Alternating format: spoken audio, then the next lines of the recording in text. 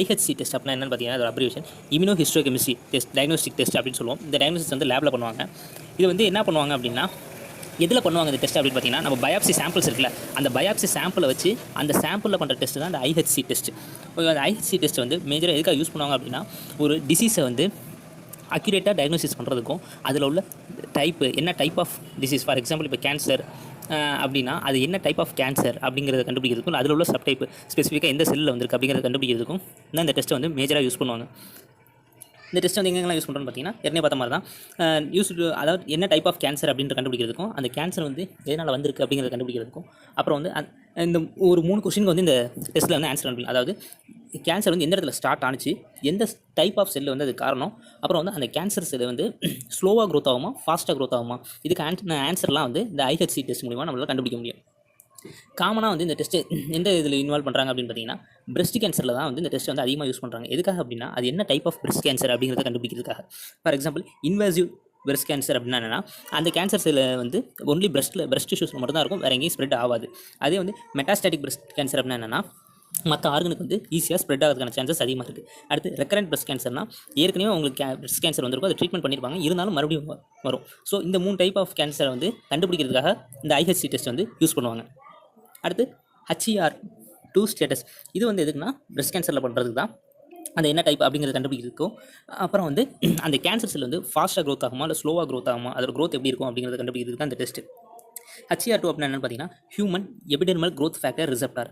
அதாவது அது HERங்கிறது வந்து ஒரு ரிசெப்டார். அந்த ரிசெப்டார் வந்து கேன்சர் செல் மேலே ப்ரெசென்ட் ஆயிருக்கா இல்லையா அப்படின்னு பார்க்கறதுக்காக தான் அந்த டெஸ்ட்.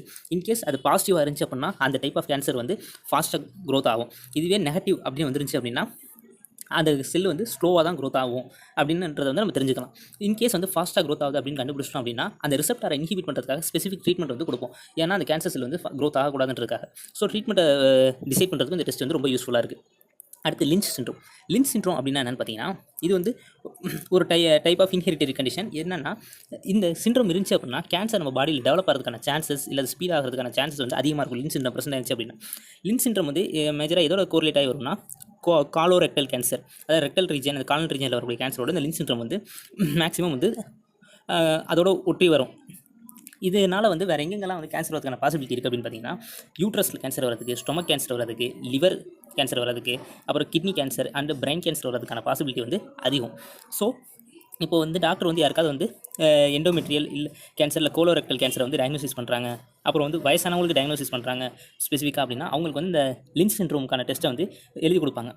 அதாவது ஐஹெச்சி டெஸ்ட்டை வந்து எழுதி கொடுப்பாங்க. எதுக்காகனா லிஞ்ச் சிண்ட்ரோம் அவங்களுக்கு இருக்கா இல்லையா அப்படிங்கிறத கண்டுபிடிக்க சொல்லுவாங்க. இருந்துச்சு அப்படின்னா அவங்கள வந்து இன்னும் கொஞ்சம் எக்ஸ்ட்ரா கேரோட வந்து நம்ம பார்க்கணும். அடுத்து கேஸ்ட்ரோஇன்டெஸ்டைனல் கேன்சர்.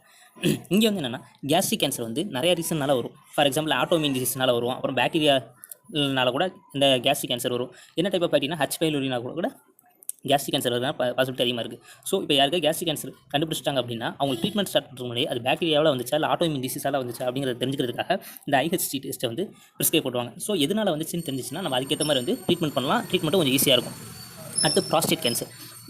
அதாவது மேக்ஸிமம் வந்து ப்ராஸ்டேட் கேன்சர் வந்து டயக்னோசிஸ் பண்ணுறது வந்து ரொம்ப கஷ்டமாக இருக்கும் ஸ்டாண்டர்ட் கைட்லைன்ஸ் யூஸ் பண்ணி. ஸோ அந்த மாதிரி கண்டுபிடிக்க முடியாத கண்டிஷனில் வந்து இந்த ஐஹெச்சி டெஸ்ட்டை யூஸ் பண்ணுறது மூலமா நம்மளால் வந்து அந்த ப்ராஸ்டேட் கேன்சர் வந்து ஸ்டாண்டர்ட் டெஸ்டிங்கோட கொஞ்சம் பெட்டராகவே நம்மளால் ஃபைண்ட் அவுட் பண்ண முடியுது. அடுத்து லங் கேன்சர். லங் கேன்சரில் என்னென்னா லங் கேன்சர் வந்து நிறையா டைப்ஸ் ஆஃப் செல்ஸ்னால வந்து வரதுக்கான சான்சஸ் அதிகமாக இருக்குது. ஸோ யாருக்காவது லங் கேன்சர் அப்படின்னு டயக்னோசிஸ் பண்ணிட்டோம் அப்படின்னா அது எந்த செல்லில் வந்திருக்கு, எதனால் வந்திருக்கு அப்படிங்கிறத ஸ்பெசிஃபிக்காக டயக்னோசிஸ் பண்ணுறதுக்கு வந்து இந்த டெஸ்ட்டை வந்து லங் கேன்சர் கண்டிஷனில் நம்ம யூஸ் பண்ணுறோம். அடுத்து லிம்போமா. லிம்போனா என்னென்னா லிம்ப் நோட்ஸ் வந்து ஸ்வெல்லிங்காக இருக்கும். ஸோ அந்த மாதிரி கண்டிஷன்ஸில் பேத்தாலஜிஸ்னால வந்து அந்த ஸ்வெல்லிங் வந்து பாக்டீரியல் இன்ஃபெக்ஷனால் வந்திருக்கா இல்லை வேறு எதாவது இன்ஃபெக்ஷனால் வந்திருக்கா இல்லை கேன்சர் செல்ஸ்னால தான் வந்து அந்த லிம்ப் நோட்ஸ் வந்து ஸ்வெல்லிங் ஆயிருக்கா அப்படின்றத டயக்னோசிஸ் பண்ணுறதுக்காக இந்த டெஸ்ட்டை வந்து ப்ரிஸ்கிரைப் பண்ணுவாங்க. இப்படி பண்ணும்போது என்னென்னா அந்த பேத்தாலஜிஸ்ட் வந்து அங்கே ஒயிட் பிளட் செல்ஸ் ஸ்வெல்லிங் வந்து எதனால் வந்திருக்கு, அது கேன்சர்னால ஸ்வெல்லாக இருக்கா இல்லையா அப்படிங்கிறத வந்து டயக்னோசிஸ் பண்ண முடியும்.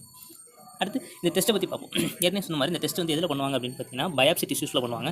எப்போ அப்படின்னா நம்ம பாடியிலேருந்து ஏதோ ஒரு ரீசனுக்காக பயாப்சி பண்ணி எடுத்துருப்பாங்க, ஏதோ சஸ்பெக்ஷனாக. ஸோ அந்த மாதிரி கண்டிஷனில் அந்த டிஷ்யூவை எடுத்து வச்சு இந்த ஐஹெச்சி டெஸ்ட்டை பார்ப்பாங்க.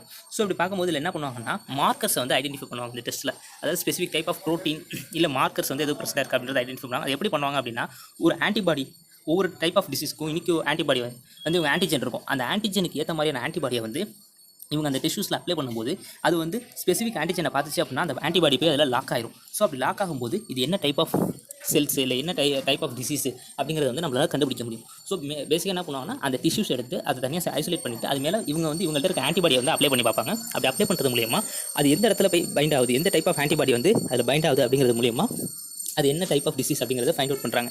ஸோ இவங்கள்ட்ட வந்து மோர் தென் 400 மேலே நம்மள்ட்ட ஆன்டிபாடிஸ் வந்து இருக்குது. ஸோ எந்த ஆன்டிபாடி யூஸ் பண்ணுறது அப்படிங்கிறது எப்படி டிசைட் பண்ணுவாங்க அப்படின்னா, ஆல்ரெடி வந்து டாக்டர் வந்து ஒரு டயக்னோசிஸ் வந்து சஸ்பெக்ட் பண்ணிடுவாங்கல்ல. ஃபார் எக்ஸாம்பிள் லங் கேன்சர் அவங்க சஸ்பெக்ட் பண்ணிடுவாங்க. அதில் என்ன சப் டைப் அப்படின்னு கண்டுபிடிக்கிறது தான் கஷ்டம். பிரஸ்ட் கேன்சர் சஸ்பெக்ட் பண்ணியிருப்பாங்க. ஸோ அந்த மாதிரி சஸ்பெக்டட் கேசஸ்க்கான ஆன்டிபாடிஸை வந்து ஃபஸ்ட்டு வந்து இதில் அப்ளை பண்ணி பார்ப்பாங்க. அப்படி அப்ளை பண்ணி பார்த்துட்டு அதுலேருந்து வந்து எந்த ஸ்பெசிஃபிக் டைப் அப்படிங்கிறத வந்து இவங்க கண்டுபிடிச்சிருவாங்க. அடுத்து வந்து ப்ரொசீஜர். இது பண்ணும்போது பேசிக்காக பண்ணுற பயாப்சி ப்ரொசீஜர் வந்து இன்வால்வ் ஆகும். ஏன்னா அது பயாப்சி சாம்பிளில் தான் பண்ணுறதுனால பயாப்சி அப்படின்னு தெரியல அப்படின்னா நம்ம ஏற்கனவே பயாப்சி பற்றி ஒரு வீடியோ போட்டிருக்கோம். அந்த வீடியோ போய் பாருங்கள். அடுத்து வந்து பயாப்சி பண்ணதுக்கப்புறம் அந்த ஸ்பெசிமன் எடுத்து அதை ஸ்லைஸ் பண்ணி அதை வந்து ரெடி பண்ணிடுவாங்க டெஸ்ட்டுக்கு ஏற்ற மாதிரி ஸ்டைலில். அதுக்கப்புறம் வந்து என்ன பண்ணுவாங்கன்னா அது வந்து டைஸ் யூஸ் பண்ணுவாங்க ஸ்ட்ரெயின் ஆகிறதுக்காக. ஸோ டைஸ் யூஸ் பண்ணதுக்கப்புறம் அந்த டைஸில் தான் வந்து அந்த ஆன்டிபாடியும் ப்ரெசென்ட் ஆகிருக்கும். ஸோ இன்கேஸ் வந்து அது கலர் ப்ரொடியூஸ் பண்ணிச்சு, அந்த ஸ்பெசிஃபிக் ஆன்டிஜன் ரிசெப்டாரில் போய் பைண்ட் ஆகிட்டு அந்த ஆன்டிபாடி வந்து கலர் ப்ரொடியூஸ் பண்ணிச்சு அப்படின்னா அது மூலியமாக அது என்ன டைப் அப்படின்றது வந்து ஈஸியாக கண்டுபிடிச்சிருவாங்க. இதோட ரிசல்ட் எப்படி இருக்கும் அப்படின்னு பார்த்தீங்கன்னா, யூஸ்வலாக வந்து இந்த டெஸ்ட்டுக்கான ரிசல்ட் வந்து 2 டேஸ்லேருந்து 10 டேஸ் வரைக்கும் ஆகும் நமக்கு ரிசல்ட் வரதுக்கு. HER2 அந்த டைப்புக்கு வந்து ரிசல்ட் எப்படி இருக்கும் அப்படின்னு பார்த்தீங்கன்னா, இன்கேஸ் ரிசல்ட் வந்து 0 to 1 அப்படின்னு கொடுத்துருந்தாங்கன்னா உங்களுக்கு வந்து அந்த ரிசெப்டார் வந்து இல்லை நெகட்டிவ் அப்படின்றது அர்த்தம். இதே 2 அப்படின்னு இருந்துச்சு அப்படின்னா 2+ அப்படின்னு கொடுத்துருந்தாங்கன்னா அது வந்து இருக்கா இல்லையா அப்படிங்கிறது வந்து சஸ்பென்ஷன் இருக்குன்னு சொல்ல முடியாது, இல்லைன்னு சொல்ல முடியாது. ஸோ அவங்க வந்து திரும்பி இன்னொரு வாட்டி டெஸ்ட் எடுக்கிற மாதிரியோ இல்லை வேறு ஏதாவது அடிஷனல் டயக்னோசிஸோ தேவைப்படுதுன்னு அர்த்தம். இதே 3+ அப்படின்னு வந்துருச்சு அப்படின்னா அவங்களுக்கு HER2 அந்த ரிசெப்டார் வந்து ப்ரெசென்ட்டாக இருக்குது, அவங்க பாசிட்டிவ் அப்படின்னு சொல்லிடுவாங்க. இதை வச்சு டாக்டர்ஸ் வந்து ஃபர்தராக வந்து ட்ரீட்மெண்ட் வந்து ஸ்டார்ட் பண்ணுவாங்க. தேங்க்யூ.